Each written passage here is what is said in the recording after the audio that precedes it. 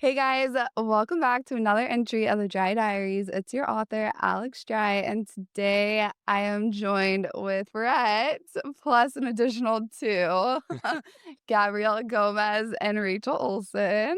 What's up, guys? Right. My name is Brett Tomberlin. I'm from Locust, North Carolina originally. Born and raised there. Was in the Army for a few years and trying to start acting about 5 years ago and started figuring it out in LA. So July was my 5 year mark in LA. Oh, wow. Amazing. You're almost local. Yeah, almost. I feel like this town's always changing. You just got to keep up with it for sure. Yeah. I met Brett back in the content house that I was in. No way. Really? Gabby and Rachel, this is their first time meeting you. Do you have some tea to tell us? Let's Tea. get into it. I try to stay as tea free as possible. It usually works out best for guys when they do that. Leave that to you guys. You guys are professional investigators on tea, so I'm sure you guys got something to spill. He was the one that was performing at Desert 5. Okay. It is funny that it's in the middle of Hollywood, but it's like It's your I feel like if like Austin met like LA and like Yeah. honky tonk, it's Yeah. it's like really cool. It's like there's always live music and it's like a rooftop spot. It was the first spot that I got an opportunity to sing here in LA. And that's how I kind of started meeting people in music, honestly. It was just I got invited to sing with somebody that had a night going that night. My buddy Steve Cortez and my friend Diner, she's a country artist. And she was my waitress at Barney's. And we got talking and she was like, "You do country music?" I was like, "Yeah, I'm trying to start."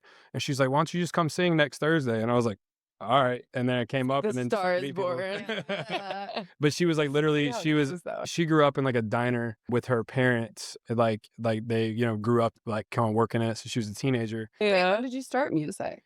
So I grew up, both my parents were like gospel singers in church and stuff growing up. So like, I always grew up around it, singing in church, stuff like that, but never took it serious enough to pursue it, I would say, because where I'm from is kind of a pipe dream. It's like people don't do that here. That's for like the people that grow up in Nashville or something like that. After I moved to LA for acting is when I kind of started seeing people do it for a living. I know it's hard, but like you guys are doing this. I was like, let me just shoot my shot and kind of see what we can do. And just started trying to get around rooms and start writing and started trying to learn how to write and just getting on stage a little bit more. And then I would say probably about 2 years into LA, I started getting around artists more and just started trying to learn. I did like 6 months at a school called Icon Collective, like just trying to like learn how to do anything in like a DAW, like a music processing, software, and just like starting a little bit of music theory. But I feel like you popped off overnight because I didn't even know that you did music. And then all of a sudden I'm looking on Instagram and I'm like, is this Morgan Wallen? Like, who is this guy? I was like, oh shit, it's Brett. And you're actually really good. Thank you Not so that much. I would It's so funny how like and you had on like Well, a nice. black Trying. outfit. It was the black outfit. You were on stage. oh, it was the IndyCar race. I did the national anthem. This is the first time I'd ever been asked to sing the national anthem. No. I'd never done it for a high school basketball game. And then I get hit up by Fox Sports and they're like, "Hey, do you want the slot for the national anthem?" Because I originally got brought out there to do a set with this band called the St. Cecilia for the race weekend for IndyCar in Monterey. And then we got there and they were like, "Hey, do you want the anthem slot?" And then turns out he was doing like the pace car for the race. So we like hung out backstage there and then came on and did the national anthem with a Navy flyover, like F-35 fighter jets flew over, Oh shit. got to go to the starting line. And that was like my first national anthem. And I was like, all right, just straight into So it. casual. Just straight into the deep end, Literally. There's no other way, really. Right? Yeah, I was like, "Hey, Mom, so I guess at 3 p.m., tune into Fox." And then we got some opportunities after that because, I feel like that first thing is always the hardest thing to Houdini, Like, nobody wants to come to the table until there's food to eat. So it's like, those first ones, you just throw stuff at the wall till something sticks. And then you're like, "Oh, we got one." And then it kind of starts rolling from Is there. that how acting was too? Like I said, I moved to LA after I got out of the Army. I was like, well, I can always go back to the Army, but I'm only going to be 21, 22, like one time. So I was like, I'm just going to pull the trigger. So I moved to LA with like $200 in my name, no savings, and a Harley, and put it on the back of my buddy's SUV. I came out here like 2019 to do like a little like activation with Louis Vuitton. But like, other than that, yeah, that was also a moment I was like, who let a redneck in Louis Vuitton? I was like, this is not, but hey, it worked out. Made some friends. And then you just were in the movie House of Dynamite. Yes. Yeah. That was definitely a surreal experience. Which I think it's so crazy that people film things 2 years before it comes out because the anticipation. Right, and the editing process, and if you're shooting in different locations, that's all you've all got to like time that out, and especially with this one, this was Kathryn Bigelow, so she's an Oscar-winning director coming off of Zero Dark 30, and obviously as a veteran, like that was a huge honor. It's just like if you know military films, like she's at the top of like she's got a huge respect with the Pentagon and stuff like that, so she got all kind of access to all these facilities that nobody gets. Nobody gets to go to the Pentagon, the White House, Stratcom, all these places. And like they didn't let her film or anything in there, obviously, but her and the executive producer got to go in there and had to literally like try to take mental pictures. And like as soon as they came out, like write stuff down about like what to say to their set director. And we had a guy, Larry, on set that actually ran the White House Situation Room for 2 administrations. Wow. And he was there, like I was supposed to ask questions. And I was like, dude, how like close is this? The ceilings might be like a few inches shorter there, but like this is it. I'm like looking around like this is what it looks like. That was really cool. And just I booked this job. I got the audition fresh off coming out of class with Leslie Kahn, and then I did that. And then I went to Europe and I was in Germany visiting a buddy that was playing football over there. And I got the call back while I was in Germany. So where I'm in an apartment, like Airbnb with my best friend, Manny, and I've got 2 chairs stacked on top of each other with a laptop, and he's standing up on the side of beside the window, holding a curtain back to get some light. And he's like holding his phone like this to try to give me some more light. And it was just like us, just like, dude, I've got a call back for the biggest movie I've ever had. And it's like 9 p.m. We're about to go out for the night. I love that. And like, he's like trying to there was like a street light out there that he's pulling the curtain back to try to get some of that. And then I've got this eerie night. Yeah.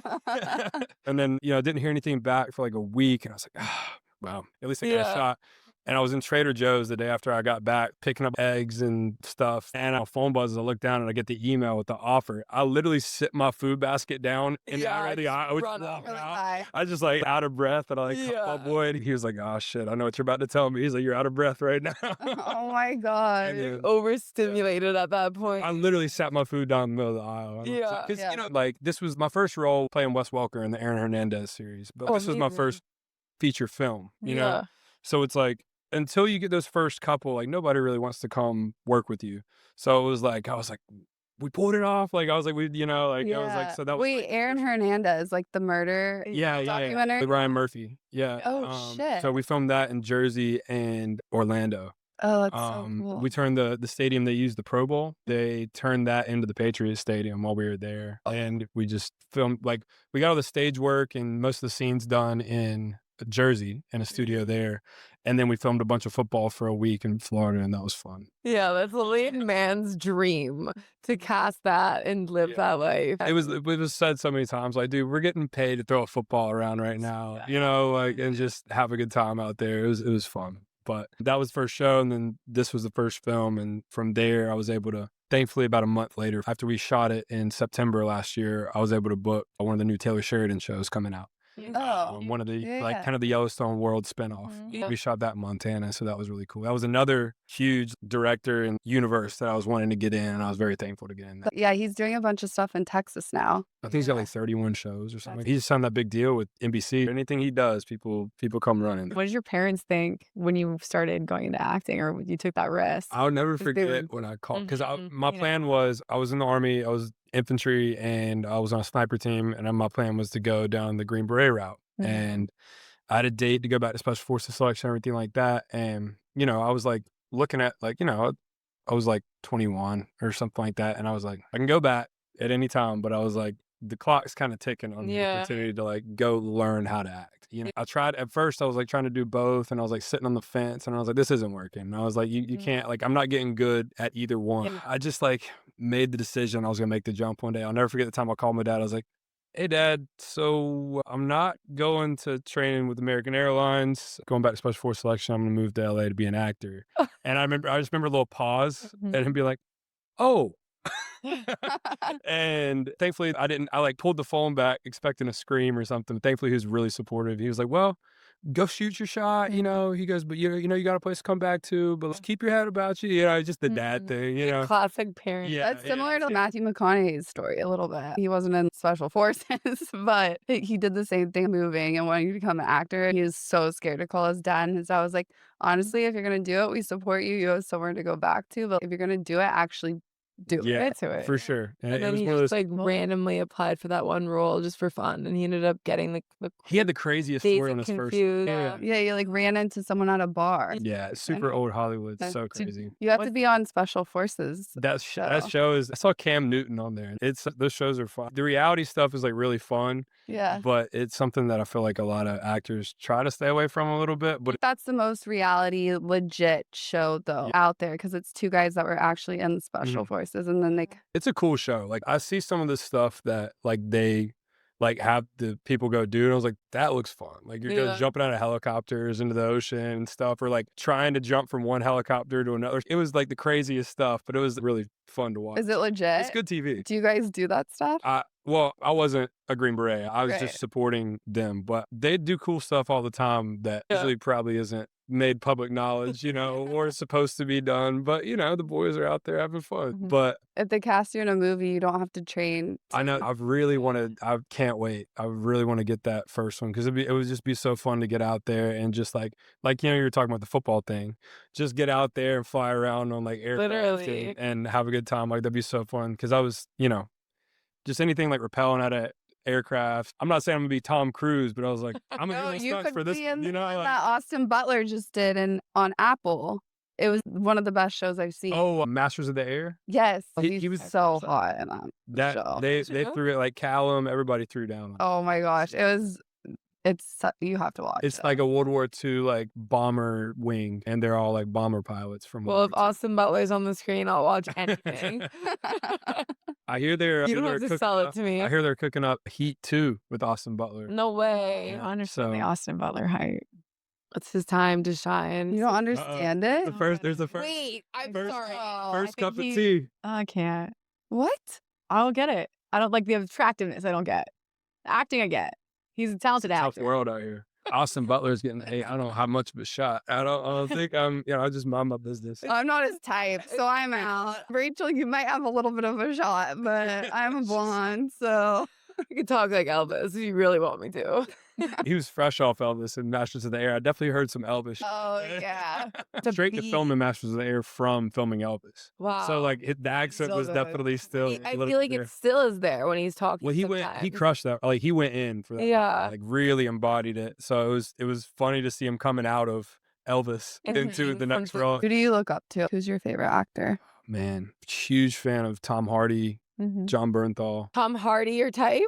More my type, Okay. for sure. Okay. He's not as pretty boy. Awesome. And those guys. I mean, Charlie Hunnam's great. He just went to a crazy place with Monster. Oh, Like coming from Sons of Anarchy to Monster. Yeah. Both a little dark. Somebody that I look up to now that I had the pleasure of working with House of Dynamite's Rebecca Ferguson. She's unreal. She's got Dune, both Dunes, Mission Impossible, Silo, and Idris. Idris Elba. Oh my gosh, he's amazing. He's one of my favorites. Yeah, he's everybody that works with him. Can't say enough about him. Same with Rebecca, in my opinion. Just one of those actresses that like lifts everybody, all the other actors up on set. That was the biggest thing. How long were you guys shooting for? I was there off and on for like a month in New York, and it was one of those sets to where it was kind of like a pinch me moment, kind of, I would say. You never know what you're going to get when you step onto a set. Some people were like really focused on what they got to do. Like this is their, maybe their first opportunity, maybe their first big opportunity. They're just like, I just want to do a good job. And sometimes it's kind of like gate kept. Some sets aren't very inclusive or accommodating to the new people on the block. Just like get in, do your job, say your lines, get out of the way. This was one of those sets where everybody from the director to the lead actors were just like, I'm going to lift the actors up around me. We're going to make this the best film possible. Because it was one of those movies that like the casting was unreal because they got so many actors that no matter what size actor they were, they may have their own series, but they agreed to roles that were like maybe 2 minutes long or it's like, just a piece of the pie, part of the ensemble. And it made it so great. And it was one of those sets to where everybody was lifting each other up. Even if you had a small role, like do it strong. And it was just like the most encouraging, uplifting point that I've had as an actor, the Oscar-winning director, and everybody was like, no, we're a team here and we're going to make sure each other succeed. And I got on set with a super small role and ended up growing, getting a character name, getting that character name, got in the script, getting added to scenes, started getting specifically stuff set up for me. It was all credit to Rebecca and the other actors on set, like choosing to like, if something was working, they fed it. And like, if you had a good hey, that was a good instinct. That was a good improv. And a lot of sets, like you kind of got to fill it out if it's going to be an improv type of set. Okay. Some people are like, no, Like to the script. say here's your coffee and get out of there. This was one that just thankfully took a completely positive turn and just opened up a bunch of opportunities. And I left that with friendships, relationships, and knowledge that I'm just so thankful for, because it was one of those sets that just completely gave me a different level of confidence as an actor, because I was given the opportunity to succeed instead of like, Yeah. just kind of like being like, hey, welcome to the game, kid. Get out of here. Yeah. So that was awesome. Was it surreal being in the military and the dynamic of the show? It was definitely one of those perfect storm situations, because there were, if there were things where like we had to, we were kind of like thinking on our feet, or we were going for more of an improv. All of the terms were very familiar to me. So I could pivot and say different things, and that helped other people, and then they kind of threw it back. And similar with one of my co-stars, Malachi Beasley. This was his first film after getting out of the Army, but he went to the Yale drama program after he got out of the Army, and he had a very big role in this film. But he was doing the same thing. We were just like ping ponging each other out, and it was really nice to be on a set where, like, even though I was a newer actor, I could provide some worth. Which character was he? So in the Situation Room, there was Rebecca Ferguson. He was directly to her left. I was directly to her right. And he was Sergeant Davis. He was Chief Petty Officer Davis, I think. And he was like the guy that was helping run the Situation Room. He just had these like really awesome human moments, like where just captured like, pictures of like, his girl that he was just about to propose to and all this stuff. Like it was a normal day, and then it turned into a very not normal day. And it just like really capture like the humanity of like, we never know when stuff is going to happen. I literally was going to ask you that. Do you think that movies are like innuendos of what's going to happen in the future? Well, I mean, you hear the thing all the time about like people saying, like, what is that? Projective programming. The Simpsons, though. There's that. That's creepy. That's something that I'm like, all right, this is a little odd. Isn't it It's like crazy spot on. how many things like He's a time traveler. The inventor or the writer of The Simpsons, I believe, is a time traveler. That's something Actually went to his house with Rachel. Yeah. really. Yes, and it was crazy. They had all this His old stuff, and we were so confused. It was in the canals. We're like, why do you guys have so much Huge Simpsons Simpsons fans. stuff? And the guy was like, because the director. Yeah, it was one of the previous writers. I'm like, okay, well, can I get whatever juju he had going on? How does he know, like, predict all these different... Did you ask him about it? Well, he wasn't there. Yeah, It was the owners that bought it after him. So I guess... The guy that started the show owns a Some restaurant. freaky stuff. Weird. Simpsons for sure. Weird Yeah. But That how is it is still nuts. happening? The people that started writing it at the very beginning, they're obviously not alive. So how does that continue now? Are they still time travelers? They're not alive? And Are most they not of them alive? are It's not that old. I feel like it is. Oh, No? I'm But it started with aging 90s. myself, but... Okay. We're still Yeah. kicking it. They retired. I don't know if they're gone. They're probably getting coffee down the street. They're like, what? Out here. His wife is actually on The Real Housewives of Beverly Yeah. Hills. Ex-wife though, right? Oh, ex.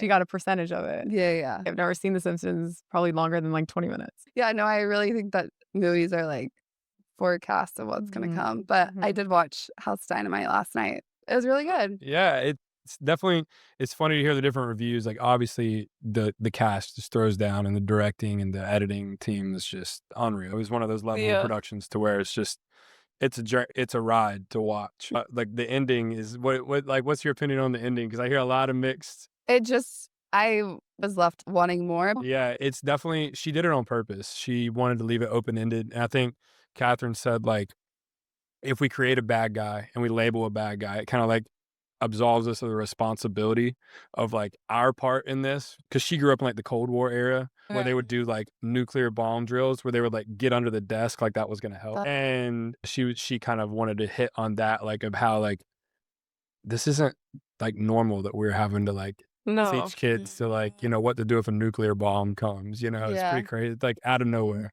So I think that was where her motivation for that started. And Also to do a second one. I feel like it's open-ended enough that there could be a second one. I'll answer for sure. But yeah, that was a pleasure to work with. Yeah. It's definitely one of those films that it was a thriller to the fullest extent, because they make you experience this buildup of anxiety through 3 different perspectives. Going. Do your parents consider it a phase? like acting phase, and then they're like, "What are you gonna do after acting?" I think maybe the first bit. year or two, Yeah, they were they kind of fancy? like seeing that they were like, Mhm. all right, like when are you gonna pull the plug on this? Da, da, da. No, when is And I this think they gonna kind of realized at a certain point that I kind of went for the burning the boats mentality. Like no, we're We're gonna doing send this out of the this. way. Like if Yeah. you come here thinking like I'm gonna give it a certain timestamp until you jump in fully, I feel like when Yeah. you finally make that jump of being like If you can all of me is in this, like this isn't like I'm not putting more into my backup plan than I am Yeah. plan A. Yeah. And just like Denzel said, I don't have a fallback, but I'm not planning to fall back on anything. If I'm going to fall, at least I want to fall forward. So at least I know what I'm going to hit. I love Step on. that. And it really is true. Like if you step into something thinking about your backup plan, it really only happens when you just kind of surrender to fully being like, this is what we're going to do. And we're going to figure out a way to make it Mhm. work. So And if you're a character too, since I've met you, being from the South, you've always stayed very humble, very respectful, like, you're always one which is mistake away from getting really humbled. So, it's pretty smart to stay on that side of the fence because I feel like in this town, in Nashville, any town where people are really getting after it, you meet somebody on a weekly basis that is just unbelievable. No matter what you're trying to do, there's always going to be somebody bigger, better, Yeah. prettier. There's always Yeah. going to be somebody that throws down, and it's like, stop comparing yourself. Just run your race. that's why you're Because, successful, is because you have that. well, I feel like everybody that has made some success is like they hit the point where they realize you go into it hearing it, but until you start living stuff where like Mhm. you have the opportunity to apply that of like, all right, I'm not competing against anybody else. I'm competing against myself truly because like if you get cast for something, they cast you. They didn't cast you because you look kind of like somebody else. They cast you because you bring something to the table that they wanted specifically. And the sooner you figure that out, I feel like the sooner like you get out of your own way. Out That's of the your biggest own with head any too. industry. That's Yeah, the yeah, biggest yeah. thing.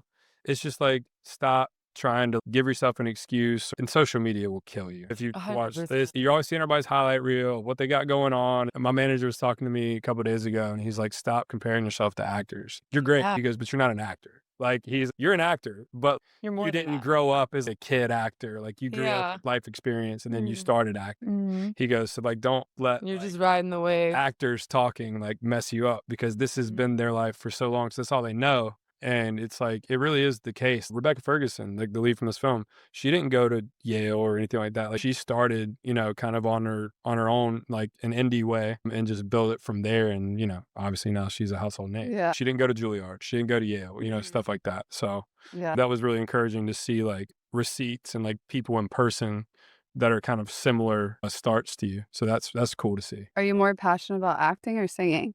I get that question so much. It's tough. I moved here really just not knowing. Like I was like, I'm just gonna try this thing out. And after putting in years of work, I've developed a strong love for acting and like really found like acting, especially after the military, was probably the best therapy I could have went to. Like you learn Yeah. so much about yourself as a person. Like you have to confront things that you're burying because camera's gonna see everything, or it's just gonna be bad if you're trying to like be too cool, yourself an excuse or not like break down. It's like it makes you confront all these things in your regular life So we should start acting. Yeah.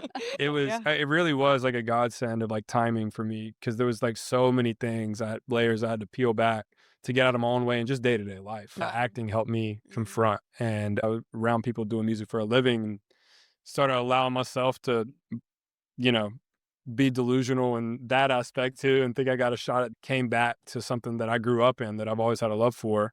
And you really got lit on fire to writing songs and, trying to learn how to do that. So I think right now one's helping the other and I'm just fired up about both. And, whichever one really pops first is going to help the other. And I don't think I'll ever put either down because it Yeah. really helped give me an outlet to kind of always keep my brain, give me a break from this side of my brain, but I'm always creating something. It really helps you stay active. One will be I your mean, passion at one point, one will be your purpose at one point. You're It always might being- switch. yeah, It might like- be switched. It might go hand in hand. And you see all the time, like you get opportunities to do stuff like Miles Teller and Sound of Metal, Top Gun, where you had that. And you have these songs that pop, or like Ryan Bingham, he was an artist before he became an actor. Luke Grimes has his music popping now. And, it's, they're one and the same when it comes to like I feel like that part of you, but it's just if I told you I had like any type of idea of how to balance either of them, I'd be completely lying. I mean, that's when you know you're like truly in love with something, you're obsessed with something, and that's how you become successful. The amount of successful people that I know that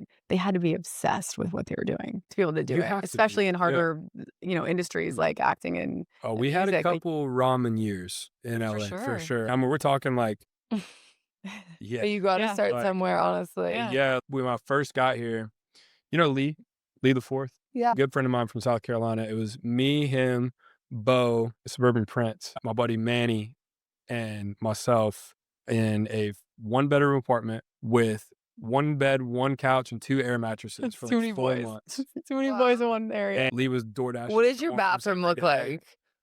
Pretty good. I don't I trust mean, you. okay. Girls' bathrooms are probably a little worse, to be honest. And how old were y'all? Early 20s? Early 20s. Early 20s Yeah. sharing a one that no. Yeah. Nobody said it was a mansion, but we were getting it done. And it was, Yeah. and I remember we took a picture on a Polaroid standing in front of the air mattresses the day before we moved out. And she's like, we're going to remember this. And we look back on the moment all the time and be like, man. Like, Started on the air mattress. thankfully, I look back at all of us and it's like, wow.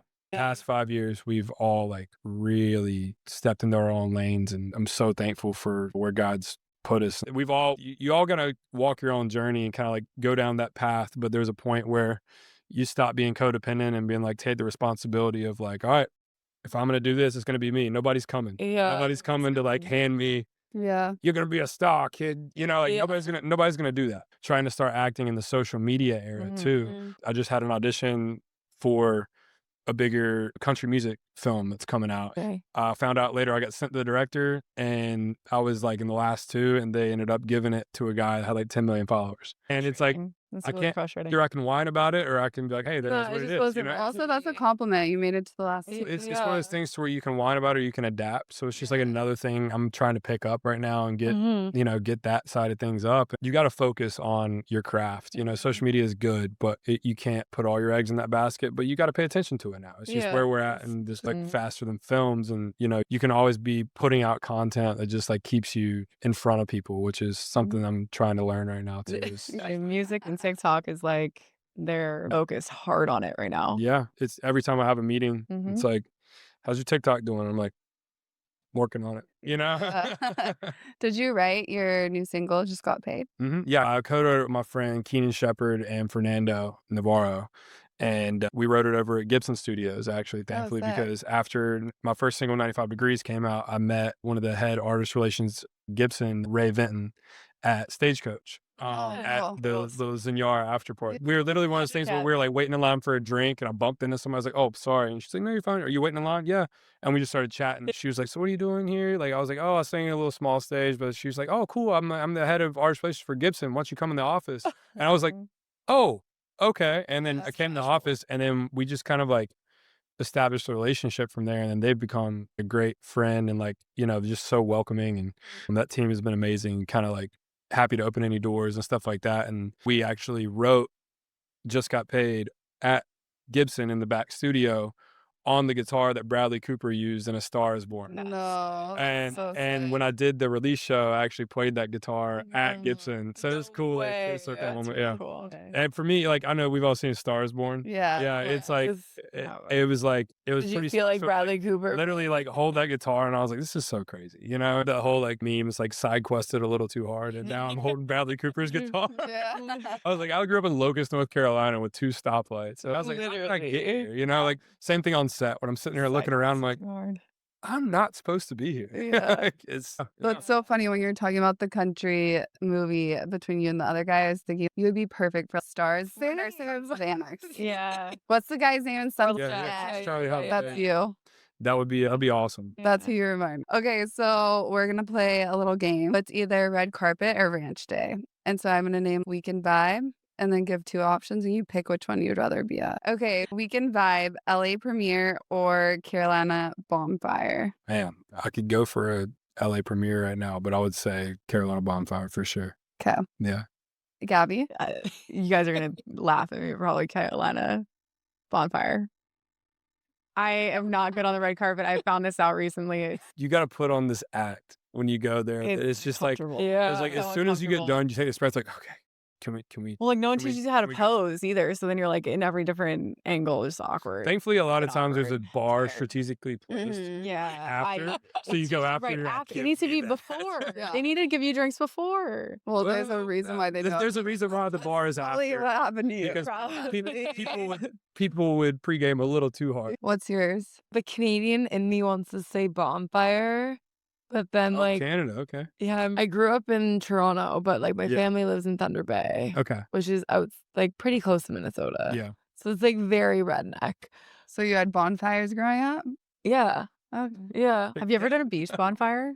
Beach bonfire. Yeah. We'd have like I grew up on beach. Redondo. we'd have Yeah. we literally have I pit just wanted Bonfires parties is everything. where you drive into the middle of the No, but that's like an actual real bonfire, and like Yeah. not those tiny. Oh no! In ones. Carolina, we grew up like we would go to a field and like Yes. fire would be like they'd be like like Day gathering for pallets, Yes, yes, pallets yes. for days, and Yeah. we would let this thing go. My parents would drop us off. I don't know how we made it Yeah. back home, but we made it back home. It in was those great. My parents would not have dropped me off to the bonfire. I And definitely snuck out. I was in the back Yeah. of some Honda Civic that I should not have been in. You know, I go, Always had to start at that one person's house that was like allowed to get away with all this stuff. Yeah. and you say you're going to their house, and then their parents are like, "Cool, I'm gonna look this way. Y'all go." You know.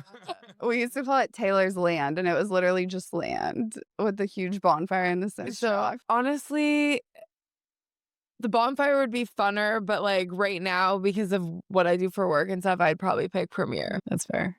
Yeah. I would say 9 times out of 10, I'm choosing the bonfire. But Yeah. for work, it's good to get a premiere every once. I mean, but it's also the stage of career we kind of all are in. Yeah. Like All right, bonfire. If final I had call, the you option know? to zoom in from the bonfire, All right, Alex, Bonfire. picking.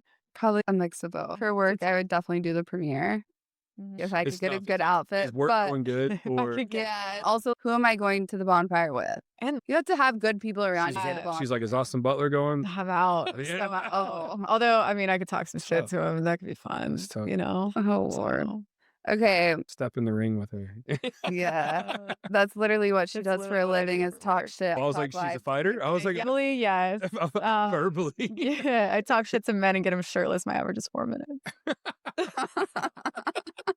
I'm not even kidding. I mean, it's safer what I do now than what I used to No. do in bars. So it's Yeah. probably Yeah, she controlled stays inside space. now. I so. stay inside. We're an inside person. Yeah. She's off the streets. I'm off the The- street. The 4 a.m. nights get old quick. Oh yeah, no. Yeah. no, Yeah. I'm done bartending. Hopefully, Yeah. Okay, dream collab: Morgan Wallen or Chris Stapleton. Stapleton. Mm. I love. Congrats to Morgan for what he's doing, man. But I just, when Chris opens his mouth, it's like it just comes from a different place. Yeah. It's just like, oh my, like I grew up in, around church, stuff like that. So the soul in it, like just like where it comes from, it's just like put That's it your in guy. Yeah.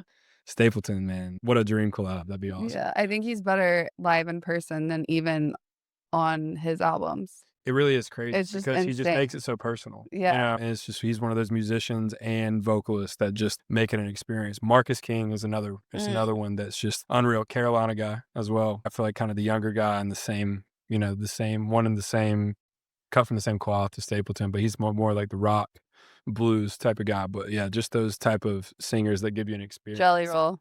What about Jelly Roll? Oh, like making it Jelly an Roll. experience. Just, yeah. Mhm. You can't help but be happy for that. I Yeah, Like, literally. like, Energy is I remember just meeting him one time. happy. I was like, he was at a party at Desert 5 after Laney's Grammy. Mm. He's like, "I appreciate you, brother. No, thank you, but I appreciate you, Oh brother." my Yeah, He always Post he- Malone was he talks to you like a crazy. preacher. yeah. Yeah. Somebody save when he me. started talking to Yeah. Epps, he He's was- like, I love you. no matter what level they've gotten to, they really lean in harder to themselves and just like try to lift everyone be a up light to too, people though. and just like, Yeah. and it's embodying what I was talking about earlier. It's like you're not competing against people, Mhm. No, compete be the against light. yourself. And it's like when you become at peace with that, it just shows. Like if you're not trying to like put other people down and just like, it's a tough industry. It's nasty. People, Yeah. you got to look out for yourself. But those people that are able to figure out that middle ground, it's just they're a joy to be around. Mhm. It's just a blessing to be around them. So happy for him. That's what I was literally just talking to my friend about yesterday on the podcast. Is he was saying, once you define your purpose, Mm. then you can pursue your passions, and your passions aren't just one thing. It's so many different things. Once you have that going, then the money's going to flow. Because he was like, it doesn't matter what room you step in, where you're going, what you're doing, if you know your purpose. Somebody's always gonna have an opinion. Like Yeah. you're not gonna be the good guy in everybody's story. No. You can't please everybody. No matter what you do, somebody's always gonna have a problem. People have bad days. So you catch people on bad days, and I'll ping pong one back to you. This was good from Jalen Hurts. He said, I had a purpose before you had an opinion. Everybody's always got an opinion, but it's like if you know what your purpose is, Yeah. The opinion doesn't matter. Yeah. And It's like where those your are gonna purpose come and comes go. from, Yeah. too. If you have faith, no one can judge me but God. Who's your dream collab? Between those two, probably Wallen for sure. Team Morgan. Mine's Morgan. I'm not saying no to a stadium show in Morgan, that's for sure. But Just throw a chair at me. That's the way he said I just want him to throw that chair at me. Yeah, you know he threw a chair over Off the the balcony balcony, of the yeah. bar. Hey, that was the joke. I know. it's a wild thing to say. But it's like, hey, you wanna meet Morgan? Yeah, I'd like him to throw a chair at me. We can't say that. Anyways, Morgan seems like a great guy. Okay. How do you reset? I would say being able to get out of town. I would say honestly, music helps me a little bit, kind of like, work the other part of my brain. But getting home and going hunting, like getting in the woods, just like this past couple years, we developed a kind of a tradition with my best friend Manny, and we duck hunt on Christmas Eve. And we'll go out there. His dad like hand built a cabin like out there on the Oh, land. wow. And we'll go out there and we got like the fridge in there and cook a couple steaks, and we'll wake up next morning, go duck hunting, get out there. Just buddy brings a dog and just turn the phone on airplane mode. If you don't have the luxury to do it for a week, but like at least, just like break Just enjoy it. go home. Like Do you deer hunt too? I do. Yeah. Deer hunt. I grew up doing dove with my dad and then deer with my granddad.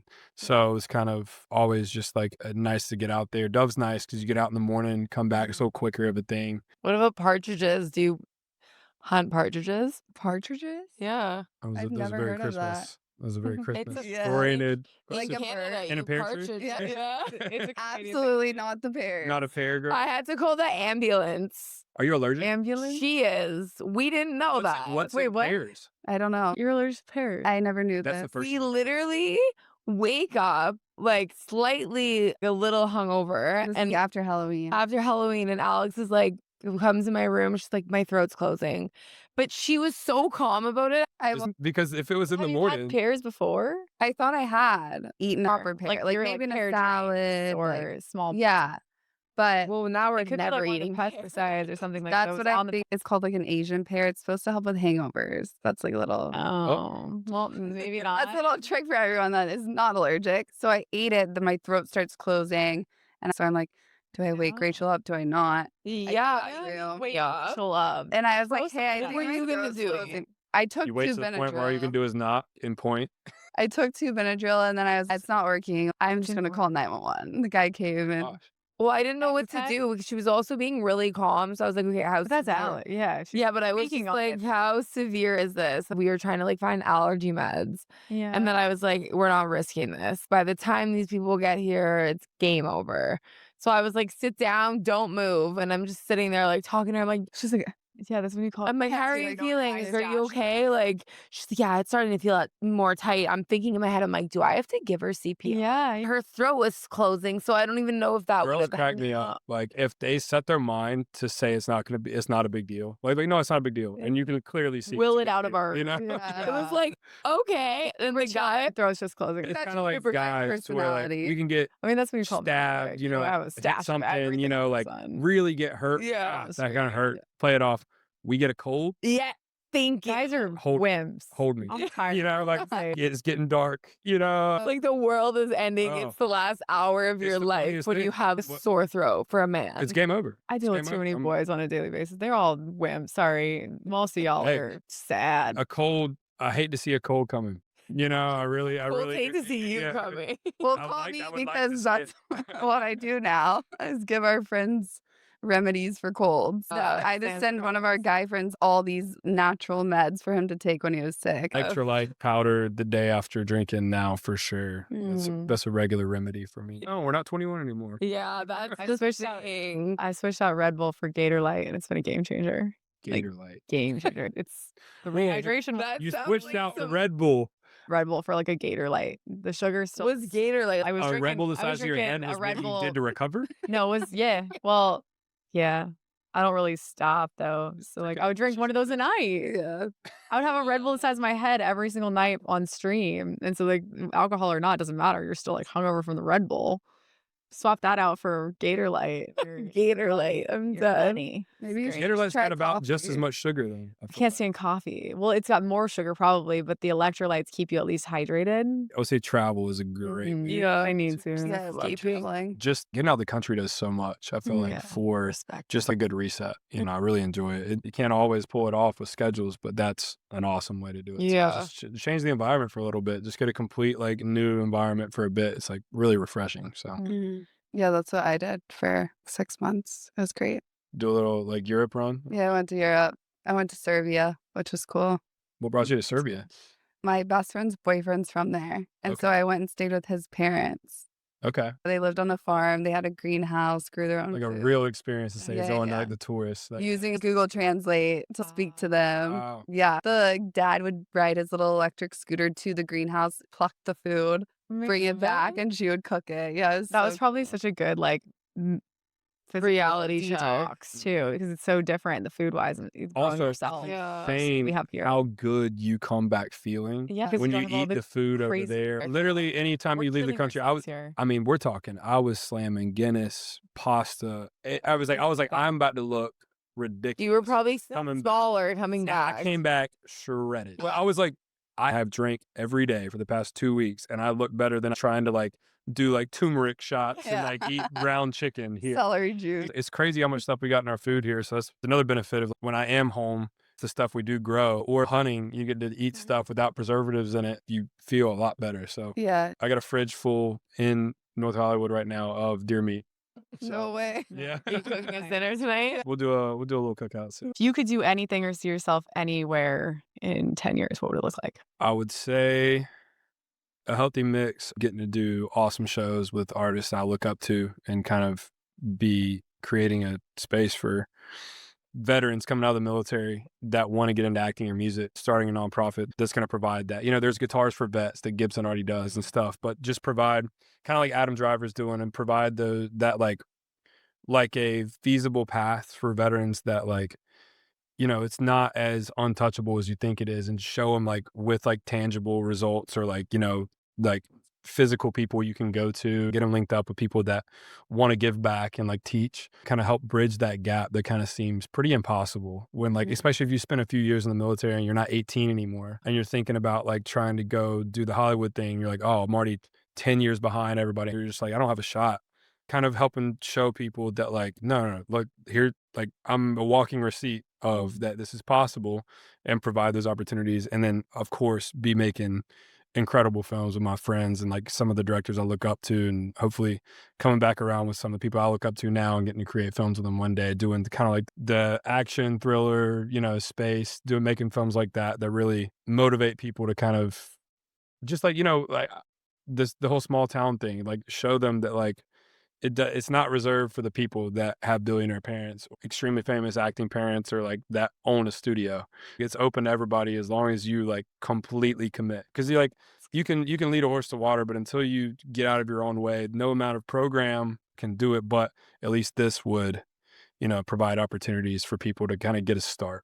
And that's where I kind of want to be in 10 years, is kind of being able to reach back and provide those opportunities for guys that started like I did, and just kind of like let them know there's life after the military. Is it really common that people from the military end up wanting to go into acting? But I know the numbers are not big at all, people that actually end up doing it, because of the feeling of like, I don't know where to start. No, it's just like you do feel behind. That was the biggest thing that I didn't feel crazy behind, but I did know there's like child actors that have been at this for a while that I'm like, now I'm trying to learn how to do it. You feel like you spend years of your life in the military trying to get good at a job, and then you got to start from completely square one, not knowing anything. The complete new guy is like, all right, all that doesn't mean anything here. It does. You just got to start. It's like because, its own world. you know, but you have real life experience that helps you, you know, kind of bridge the gap of not having acting experience, that you can kind of, you don't have to act as much, quote unquote. You can just like pull from real experiences. But You have PTSD. thankfully, you know, compared to the guys that I learned from and had the pleasure of serving with, I definitely do not have that type of PTSD. Is a funny thing because it's like there's so many different forms of it. Yeah. I hear a firework, right? I'm definitely not that, and very thankful for that because it's really tough for guys to kind of like create a base norm when they do struggle with that because there's so many things where they don't feel like they have a steady baseline to come back to because it's always kind of changing. And especially these guys that are dealing with drone warfare right now in Ukraine, can't imagine that type of PTSD because they're so involved in our everyday life. I haven't even thought about that type of PTSD, to be honest. That's It's crazy. unbelievable. I mean, there's like the way warfare is getting on the battlefield is so scary, you know, when it comes to things that are integrated that can be weaponized that we hear and see in our everyday life. Single day. So yeah, I'm very thankful to be in a position to where, you know, I can help those guys, but not being held back by that in a major way. So it's something that I'll always respect and your foundation in 10 years will help them too. correct. Yeah. Yeah. And it is crazy what music does for therapy too. You know, people that have even had a medical condition and doing something worked a part of their brain that kind of helped them get out of like a speech impediment or I'm a big believer in frequency healing. So certain hertz of music can help heal certain cells in your body. really. That's true. And it's actually like a scientific proof study. Cancer cells, anxiety, headaches. Yeah, like some of the studies that are coming around that like really help with that is really fascinating. It's cool. How long in the military were you thinking you wanted to be an actor? I would go home. I was like, every time I go to a concert, I'd always end up backstage or like something like that. Now, part of that's because I'm more of a ask for forgiveness, not permission type of person. I'm just going to walk in and see if someone tells me not to. I was at CCMF, Carolina Country Music Festival, and I was there with somebody that was performing earlier. But, you know, when there's like a headliner that comes on, everybody's got to get out of there. Yeah. And ended up on stage behind Luke Combs by the sound booth. And I was like, making sure security wasn't about to come like put me in a headlock or something like that. But yeah, I feel like I just started meeting people while I was still in. I was like, all right, God, what are you trying to tell me? It was at a rate where every time I would get around music or every time I would get around something, I would meet somebody to where it like wouldn't let me forget it. If you can't go a day without thinking about something, you should not ignore it. And it was just one of those things to where I think it was probably like a couple years before I got out where it just all of a sudden started overwhelmingly feeling like you go shoot the shot, you know? That's so awesome. Once I started thinking about it, I couldn't stop thinking about it. And I knew that if I don't do it like, now, risk was exponentially better than regret of like living my whole life. Like that eats people alive, you know, like when the of regret. And I was just like, I'm 21. I need to stop taking this so serious. Let's just shoot our shot. And I just decided to do it. And I'm so glad I did. And never would have guessed the path that, you know.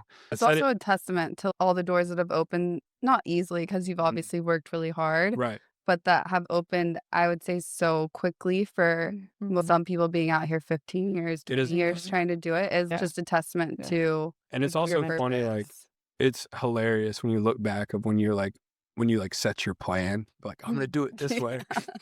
Okay. Your 5-year plan.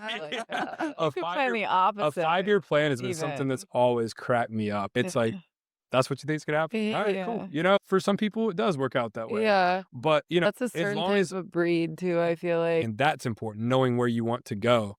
But if you're going to sit here and lay out how it's going to happen, you have no clue. No. But we've all been 15 and we're like, okay, we're going to get married at 25. I spent 10 years in my career that I was like, oh, this is how it's going to be. This is the goal. This is what I was going to do. This is the dream job. I got the dream job, hated the dream job. It was miserable. And I kept getting things thrown in my path. Similar to the music connection where it was like people are continuously telling me to do something or opportunities are presenting or situations where I'm being put to do the thing that I'm now doing. 10 years later where, man, life would have been so different and I would have been less angry. I was an angry like you met me 3 years ago. You can never compare it. But things are throwing themselves. That was the common denominator. Things were throwing themselves in my path that I should have been doing things. But there's a purpose for that, and divine timing's a thing, and you don't want to interfere with timing because one of those experiences I resisted formed what. That was the whole thing. I could beat myself up about not starting acting when I was younger, but if I wouldn't have went through those experiences, I wouldn't have had the end that I had, you know, with the life experience that I had. Perspective on it too is like, I think it's funny how a lot of our first aspirations and dreams are a product of our environment that we grow up into, of like what we think would be good compared to like what we see as an example of being good. I heard the other day is like, when you're born, you look like your parents. When you die, you look like your decisions. Oh, I saw that the other day too. That's why I asked you about your parents though too. Is like, what are their thoughts on it? Because they're amazing people, and I'm very, very thankful for a great, you know, being, you know, growing up in a household that supported me. we didn't have a ton of money or anything, but there was definitely support, and they were present, which is a lot of people don't have the luxury of. But, there is a certain point where you got to spread your own wings and start wondering if this is my dream or if this is what I think means success to the people I grew up around. The label of success compared to where my town is, compared to what would make me genuinely happy for a career. That's why I always tell people to travel, because if you never get out of that little bubble, you're never going to know what your actual, my motto. Yes. Yeah. Even when I go home for Christmas, I love them to death, but everything is just so surface levels. And it's the same. You go home and in the first 3 days, you've seen everybody and you've done everything. And now I used to be like really excited to go home because it was like, we were all still kind of like growing up and it was fun to go out every time and everything. Like now, like you go home, you go out like once and you're like, all right, I've done everything. And then you realize you're home for 5 more days and you're like, that's why I made my parents come here this year for that exact reason. No, never. Like they're like, we love you. We'll see you when you go home. Are you gonna be at Stagecoach this year? Definitely. Okay. Are you gonna be performing? Yeah. TBD. I'm waiting to hear back, but I'm waiting to hear back from my team, but I think there's possibility, but nothing is confirmed yet. So sick. That'd be really cool to get my first official slot this year. So praying for that. I know. We'll keep you guys. Get my TikTok up. Yeah. Okay, guys. Well, that concludes another entry of the Dry Diaries. Thank you for coming on. Thanks for having me. Appreciate it. We ambushed him with 3 girls that he didn't know about. Terrible Friday night. Did really well. Do you have sisters? I have one little sister. Okay, that makes sense. Eased in. Yeah. He's also spoken a woman before. But to come and have Like, 3 girls asking, It doesn't get any less scary. It doesn't every time it's scared. All right. So, if you don't have a doesn't matter. sister, 3, It's a lot. Okay, guys. Well, thank you for listening. We will see you next week. Bye.